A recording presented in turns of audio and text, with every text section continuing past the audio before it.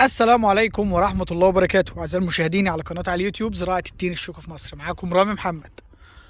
طبعا أنا بقالي فترة متأخر عليكم في فيديوهات، وهي والله ظروف شغل. ثانيا كمان أنا بحب أعمل الفيديو في الجديد اللي موجود يعني فهي غصبا عني، فهي ظروف شغل بس. فأنا قررت أعمل لكم فيديو النهاردة، وكل سنة وأنتم طيبين بمناسبة الشهر الكريم يا رب علينا وعليكم جميعا. طبعا انا في المناسبه في الفيديو ده في خط ده يا جماعه خط صغير لسه بيكبر كده. كان في خط تين زانق في الخط الكبير ده اللي على اليمين، فخلعناه وطلعنا الشتلات وبعناها وزرعناه بالطريقه دي كده. بس طبعا يعني بقاله سنه كده يعني. تمام. شويه نقط عايز اتكلم فيهم مهمين جدا. كانت فكره بدايتي للتين الشوكي او مشروع التين الشوكي ان انا انشره للناس. المشروع ده مش بتاعي لوحدي، يعني كزراعة تين شوكي مش بتاع انا لوحدي او بتاع غير لوحده، مشروع للكل. ايه فكرة ان انا اطرح التين الشوكي للناس او الناس تزرعه؟ انا بطرح قد ايه ان التين الشوكي زرعة محترمة جدا. يعني انا بشوف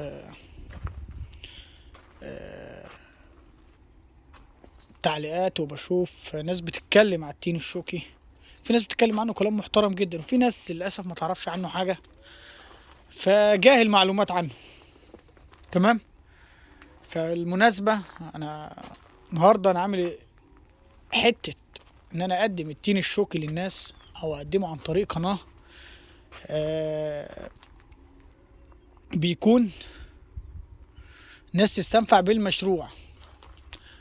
انا راجل يوم ما بقدر اعمل معاك الواجب اوفر لك شتلة اوفرها لك، ما توفرتش خلاص مش عندي، لكن عندي مزارعي عندي انتاجي. حتة بقى ان انا بعمل اعلان لانتاج دي ما بتحصلش على فكرة. عمري ما عملت اعلان لانتاج نهائي. تخيل. هتقول لي ايه؟ هقول لك الانتاج محجوز. تخيل الانتاج محجوز. انتاج التين الشوكي بيكون محجوز سنوي. فدي في حد ذاته مكسب رهيب ان يكون انتاجك محجوز من السنه. يعني انت مرتب نفسك مع تجارك مع محلاتك مع السريحه بتوعك، حاجتك محجوزه. مش بنستنى السوق واقع السوق عالي ده التصدير ده النيله ده المحلي مش شغال. لا، انت مرتب سوقك ومرتب زباينك ومرتب تجارك، كل ده محجوز ومحلاتك. تخيل. فاذا مشروعك انت عامل له تسويقه وعامل له كل حاجه كامله. فانا باب رزقي كان من المكان ده، وباب رزق غيري. يعني انا طلعت لقيت غيري بيكسب منه برضه. يعني انا ما طلعتش اخترعته ولا فننت فيه، لا انا طلعت لقيت غيري بيكسب، وغيري قال لي ازرع، نصحني وانا بنصحك عن طريق قناتي. ما مش عارف اقدم لك المعلومه، عملت لك قناه وفيديوهات وتستنفع اكتر. انا مش هرهن ارض بال20 سنه تين شوكي ويقول لك التين ما بيكسبش. كل دي ناس ما تعرفش حاجه، كل دي ناس كدابه. فكان دايما اللي هو الناس اللي كانت ناجحه في التين الشوكي كانت دايما تداري بعض المعلومات عنه. يعني يقول لك يا عم انا زارع تين شوكي عشان مش فاضي، لكن ما يقولكش هو بيكسب منه ايه. فلما انتشرت فكره التين الشوكي كل الناس بقت تكسب منه. يعني لما تلاقي واحد يقول لك والله انا تعبت من الزراعات التقليديه فانا هزرع تين شوكي، بدأ يدور على راحته. فبالمناسبه انا بعمل لك الفيديو ده او بعمل لك القناه ان انت تستنفع من مشروع ناجح ليك. والله خدت شتله مني دي بتاعتك، ما خدتش دي مش بتاعتك. إيه كل واحد ايه حر. انت ليك باب رزق وانا ليا باب رزق، بس انا بتكلم ان انت تستفيد من المعلومه.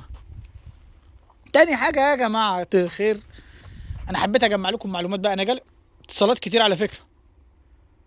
يعني انا بجيلي في الفتره اللي فاتت دي. انا راجل مش بتاع اراضي. اذا كنت بلاقي حته ارض ببعت لك رقمها وتتعامل معاها. انا مش سمسار اراضي ولا بمشي في سكتها، بس انا ما ببعتكش. يعني انت ما تفضلش عملت ايه، خلصت شفت لنا الارض. يا جماعه انا لو ارض كويسه هقول لك خد الارض، ما مش كويسه خلاص. انا مش بتاع اراضي. اوكي. النقطه التانيه، انا راجل عندي مشروعي وعندي زراعتي وعندي اراضيه. مش معنى ذلك ان انت زرعت لك شويه تين يا باشمهندس لازم تيجي لي زياره. لا، ده كده الموضوع ده انا بطلها. لا خد من بره دغري معاك. انا بقدم لك مشروع ونصيحه، مش تعاقبني بقى، مش هتجي لي زياره كل اسبوع، مش هتجي لنا زياره كل شهر، لا ده دي عقاب. انا مش عايز منك فلوس، بس انا بقول لك انا بديك خدمه معلومه. يوم ما بلاقي واحد يقول لي طب انا محتاج دراسه جدوى، اقول له يا عم انت محتاج دراسه جدوى تعالى شوف الزراعات وشوف وخلاص وريحني. لا هفضل اكتب لك ولا فاضي اكتب طول الليل في ورقه واقول لك دي بتكسب كذا، ده الاسعار اتغيرت النهارده، ده الاسعار كسبت بكره، ولا كل الكلام اللي ملوش لازمه ده. انا بقول للعميل ريحني وريحك، تعالى انا عملت شغاله بمتابع، انا عملت ومتابع شغلي، تعالى شوف الزراعه وخلاص. وهنزلك مزارعي وهنزلك مزارع الجيران وغير الجيران كمان، حتى لو مش جار هوديك اي مزرعه تتفرج عليها وشوف التين الشوكي ومكاسب التين الشوكي. اوكي. انما بقى كل شويه تعالى لي، ده انا عايز اشوفك، ده انا في ناس ممكن تزعل من الكلام ده لان في ناس طبعا طلباني، بس في ناس مش حاسه بالضغط اللي عليا. انا عليا ضغط في الموضوع، في ناس مش حاسه بالضغط اللي عليا. انا عندي شغل وعندي مزارع وعندي خدمه دلوقتي وعندي يعني مش معنى ذلك لا انا قلت لك دايما لما كنت بتعامل مع عميل اقول له بعد اذنك، يقول لي طب الاشراف والمتابعه، اقول له التليفون، كلام واضح تليفون. لكن انا لو اتبعت الناس اللي واخده مني شتله، ده انا مش هيكفيني زيارتين في اليوم للعملاء او 3 في اليوم، تخيل ان كتير ناس خدت مني شغل. فيا جماعه الخير انت راجل، كنت خلينا كده، انا راجل مش بتاع مشتل، انا راجل بتاع اراضي، بتاع مزارع خاصه. فمش معنى ذلك تعالى يا باشمهندس هنعمل يا باشمهندس، لا يا عم خد المعلومات الكافيه مني، ولو هتتعبني في الزيارات خد شتله من بره، ما تاخدش مني، ما تتعبنيش في الزيارات لان انا مش فاضي للمجال ده. تمام. وده كلام واضح، وده كان كلام واضح مع اي عميل يكلمني. طب بص يا باشمهندس الزياره، اقول له بالتليفون، من اما تطلبني هتلاقيني، مش هتاخر عنك، محتاج اي حاجه كلمني. النقطه التانيه، الناس اللي بتحكي في حته الهجين وكلمتني واحنا عايزين نشتري من عندك هجين. انا ما قلتش انا عندي هجين يا جماعه، وما فيش هجين. انا شخصيا ما قلتش عندي هجين. يعني انا عميل اتصل عليا قال لي انا محتاج شغل تصدير، شغل تصدير، محتاج شغل تصدير. قلت له تحت امرك. قال لي الكف كام الكف الواحد؟ قلت له الكف ب2 جنيه. انصدم، قال لي 2 جنيه يا عم انت جاي تهزر؟ قلت له والله ب2 جنيه. قال لي انا عايز هجين. قلت له يا عم هجين مين؟ تعالى خد هجين برضه. ما خلاص بقى، ما طالما قال لي ده الكف معروض عليا $7، الكف $7 ولا مش عارف $70. قال له رقم غريب كده، $70 الكف الهجين. فقال لي اصل ما فيهوش شوك. اهو يا جماعه التيم ما فيهوش شوك،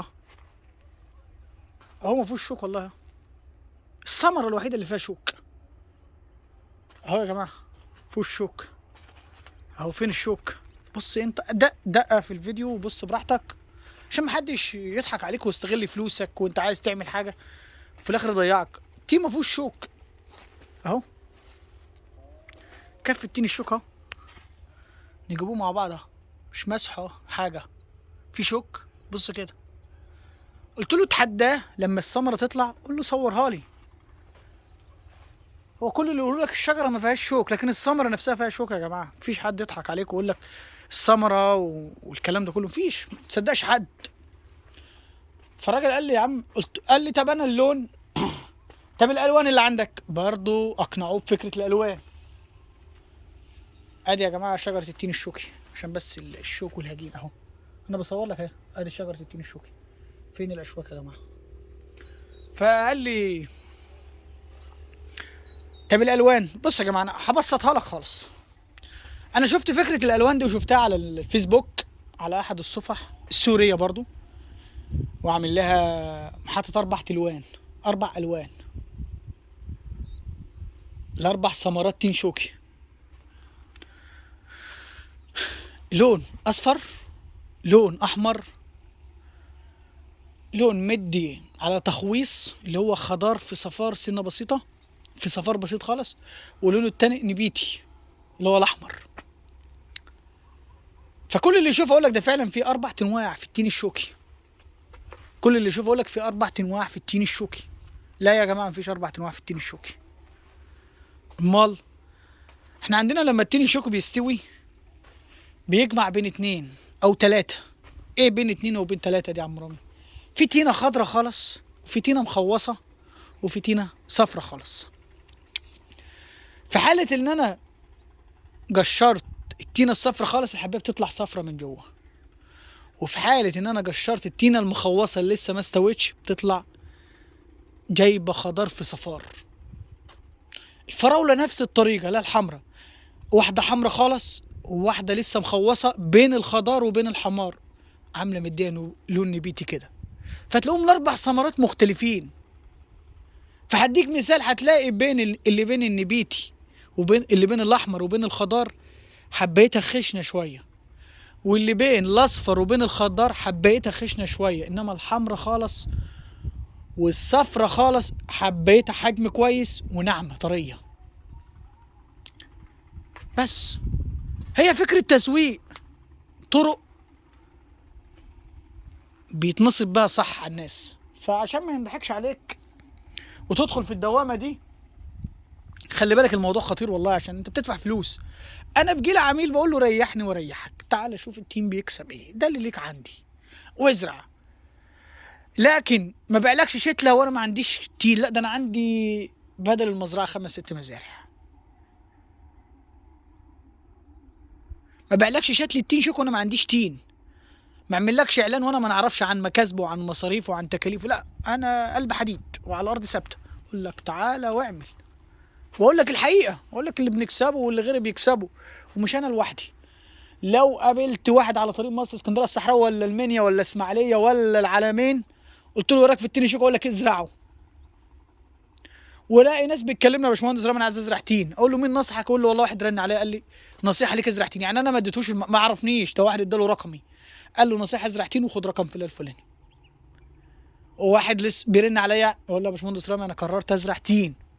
السبب يقول لي واحد قال لي ازرع تين، فقلت اشوف ايه التين. دخلت على اليوتيوب لقيت صفحتك ظهرت قدامي، فخدت رقمك وكلمتك. فيا جماعه انا بقدم لك حاجه ان انت تستنفع بيها، حاجه تاسس بيها مزرعتك، حاجه توقفك على رجلك، حاجه تديك في 3 سنة. انما فكره بقى خد بقى الاعلانات بقى اللي هي جامده جدا. التين الشوكي ما بياخدش تسميد خالص، التين الشوكي ما بياخدش ميه نهائي، لا التين الشوكي بياخد مرتين في الاسبوع في المناطق الحاره، وعندنا كمان في لما الجو يحرر مرتين في الاسبوع. التين الشوكي بيصوم، التين الشوكي اقل تكاليف. ايوه اقل تكاليف. انا بدي 4 تسميدات هنا او 5 تسميدات، عباره عن يوريا، نترات، بوتاسيوم، ملح. لكن انا في اشجار تانية بتسمد مرتين في الاسبوع. التين الشوكي بياخد سباق بلدي سنه وسنه، انا ممكن ادي سنه واريح سنتين وادي السنه اللي بعديها.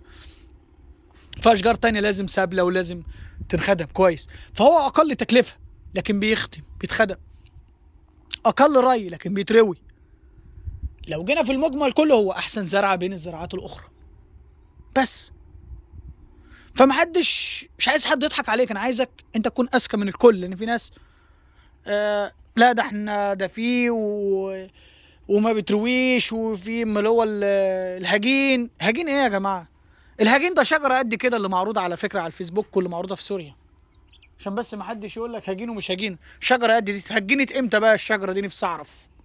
اتهجنت من 7 8 سنين فاتوا. فكره الهجين لسه طالعه من سنتين واتهجنت شجره بالحجم ده. لكن لو جبت لي كتف صغير وطعمته وهجنته وبان عليه ده احنا طعمينه ومهجنينه ومتابعينه، اقول لكن ما تجيبليش خط بالحجم ده واشجار بالحجم اللي قدامك في الفيديو دي واقول لك ده هجين. لا يا بقيت هجين في يوم وليله؟ وانا بقول لك والله ما هجين ولا تعرف حاجه عن الهجين وتين شوك زي التين الشوك اللي قدامك ده عشان اوفر عليك. يا رب الفيديو يكون عجبكم واستنفعتوا بيه. انا بقدم لك فيديو بعد فتره، بعملش فيديوهات فتره طويله، بس حبيت ان انا اعمله. وايه ده، انا بعد ما روحت البيت عندي طلعت تاني قلت اروح المزرعه اصوره. وانا حته تانية ضيفها، انا مش سمسار اراضي. الارض لو ظهرت قدامي هقول لك في ارض قدامي، ما ظهرتش ما تكلمنيش، ما تقوليش عملت إيه في الارض. انا مش هطنش، ما حدش بيكره الخير لحد، لا هتلاقيني بقول لك الارض موجوده مع نفسي. اه والله. طالب ارض بعت لي على الواتس، قول لي انا محتاج قطعه ارض، الكلام ده كله. ظهرت ارض كويسه عرضت عليك على طول.